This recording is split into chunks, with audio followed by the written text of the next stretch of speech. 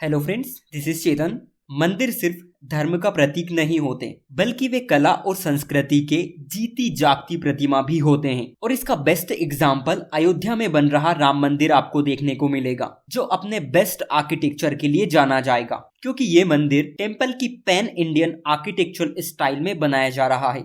आप ये देख सकते हैं, द प्रिंटिंग की न्यूज है कि north Nagara with Dravidian elements, Ayodhya Ram Mandir to blend pan Indian architectural styles. यानी मंदिर वास्तुकला की द्रविड़ शैली के तत्वों के साथ साथ इस मंदिर को उत्तर भारत की नागर शैली में बनाया जा रहा है। यानी मंदिर वास्तुकला की जो शैली है वो नागर शैली होगी, लेकिन इसमें दक्षिण भारत के जो प्रसिद्ध मंदिर हैं उनके तत्वों को शामिल किया गया।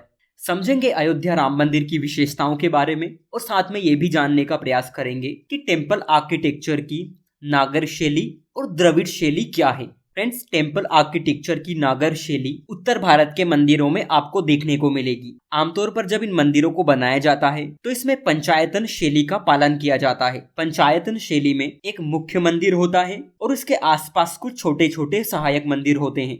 नागर शैली में मंदिरों को आमतौर पर एक ऊंचे चबूतरे या एक मंची पर बनाया जाता है। नागर शैली में जो मंदिर बनाए जाते हैं उसमें परिक्रमा के लिए प्रदक्षिणा पथ भी होता है। जिस जगह मूर्ति स्थापित की जाती है उसे गर्भगृह कहते हैं।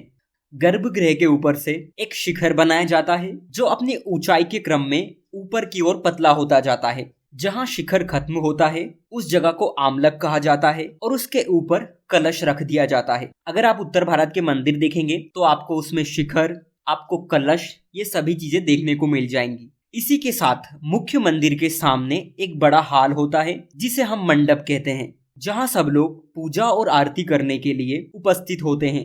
कोणार्क का सूर्य मंदिर, पुरी का जगन्नाथ मंदिर, भुवनेश्वर का लिंगराज मंदिर, ये सभी नागर शैली के बेहतरीन नमूने हैं। वहीं अगर हम टेम्पल आर्किटेक्चर की द्रविड़ शैली की बात करें तो दक्षिण भारत में मंदिर वास्तुकला की इस शैली की शुरुआत पल्लवों द्वारा की गई थी। द्रविड़ स्टाइल में जो मंदिर बनाए जाते हैं वो मंदिर एक परिसर की दीवार के भीतर घिरे हुए होते हैं और इस परिसर की सामने की दीवार पर एक प्रवेश द्वार होता है जिसे गोपुरम कहते हैं। लेकिन नागर शैली में जनरली ये गोपुरम नहीं होता। जहाँ पर मूर्ति स्थापित की जाती है जिसे हम गर्भगृह कहते हैं, उसके प्रवेश द्वार पर मंदिर की रक्षा के लिए द्वारपाल बनाए जाते हैं।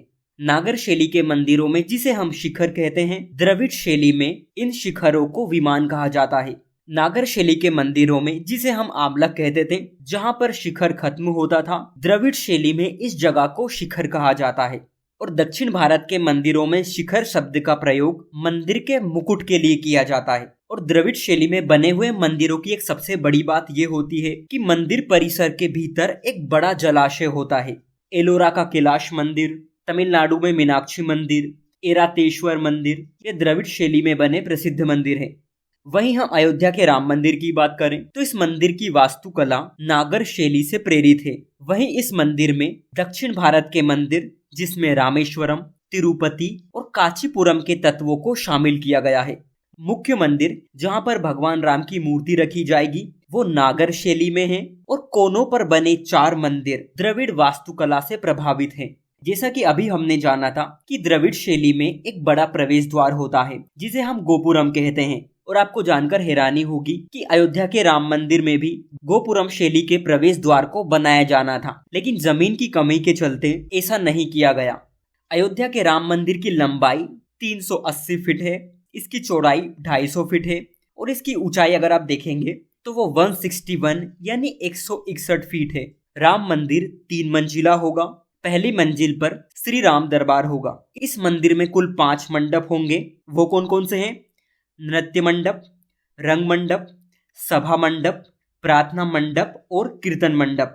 इस मंदिर के पास में एक सीता कूप होगा। इसी के साथ मंदिर परिसर में बहुत सारे मंदिर भी प्रस्तावित हैं, जिसमें महर्षि वाल्मीकि, महर्षि वशिष्ठ, महर्षि विश्वामित्र, महर्षि अगस्त, माता शबरी और ऋषि पत्नी देवी अहिल्या शामिल है। सबसे इंटरेस्टिंग बात यह है कि इस मंदिर में लोहे का प्रयोग नहीं किया गया। धरती के ऊपर बिल्कुल भी कंक्रीट नहीं है, लेकिन मंदिर के नीचे 14 मीटर मोटी रोलर कॉम्पैक्टेड कंक्रीट बिछाई गई है ताकि मंदिर को धरती की नमी से बचाया जा सके। मंदिर परिसर में sewer treatment plant, water treatment plant, आग बुझाने के लिए पानी की व्यवस्था और पावर स्टेशन की व्यवस्था की गई ताकि बाहरी संसाधनों पर मंदिर की निर्भरता ज्यादा न रहे। अयोध्या के राम मंदिर में दिव्यांगों और वृद्धों के लिए रैंप और लिफ्ट की व्यवस्था भी है। इसी के साथ मंदिर परिसर में पिलग्रिम्स फैसिलिटी सेंटर भी बनाया जाएगा, जहां पर लोगों का सामान रखने के लिए लॉकर व मेडिकल फैसिलिटी भी होगी। फ्रेंड्स, राम मंदिर पर्यावरण संरक्षण की दिशा में एक जीती जागती मिसाल है, क्योंकि मंदिर परिसर का 70% एरिया हमेशा हरा भरा रहेगा। सो आज के लिए इतना ही। Thank you.